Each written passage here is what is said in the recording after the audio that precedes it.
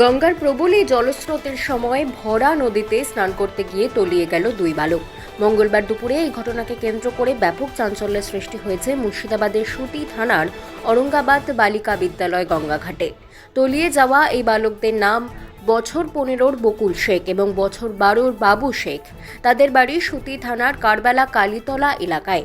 খবর পেয়ে ঘটনাস্থলে পৌঁছেছে সুতি থানার পুলিশ। খবর দেওয়া হয়েছে ডুবুরি টিমকেও।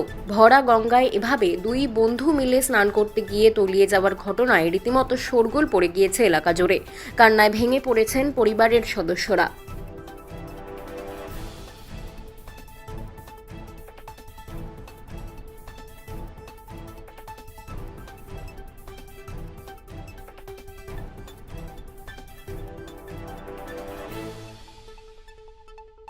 এই নদীতে আমাদের পাড়ার ছেলে গোসল করতে এসেছিল।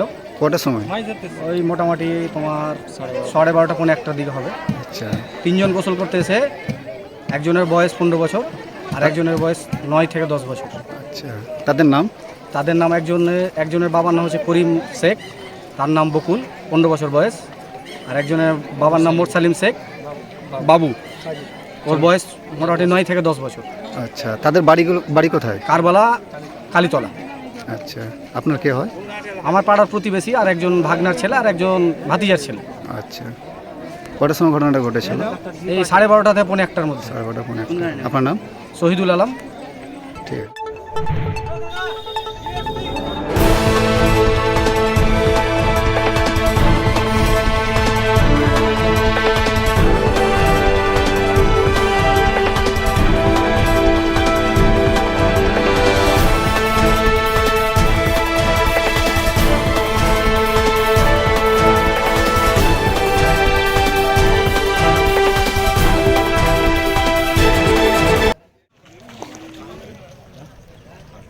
ওই করিমের ব্যাটারটা আর একটা মশালি